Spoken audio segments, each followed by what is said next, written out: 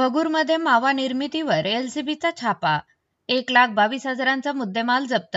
एक अटक तर मुख्य आरोपी फरार. अहिल्यानगर जिल्ह्यात अवैध व्यवसायाविरोधातील कारवाई सुरू ठेवत स्थानिक गुन्हा शाखेने शेवगाव तालुक्यातील भगूर येथे बेकायदेशीरपणे मावा तयार करून विक्री करणाऱ्यांवर धडक कारवाई केली. या कारवाईत 1,22,820 रुपयांचा मुद्देमाल जप्त करण्यात आला असून एका आरोपीला अटक करण्यात आली आहे, तर मुख्य आरोपी फरार आहे. पोलीस अधीक्षक मोमुका सुदर्शन यांच्या आदेशानुसार पोलीस निरीक्षक संतोष मुटकुळे यांच्या मार्गदर्शनाखाली स्थानिक गुन्हा शाखेच्या पथकाने शेवगाव पोलीस ठाणे हद्दीत गुप्त माहितीच्या आधारे भगूर गावातील एका पत्र्याच्या शेडवर छापा टाकला.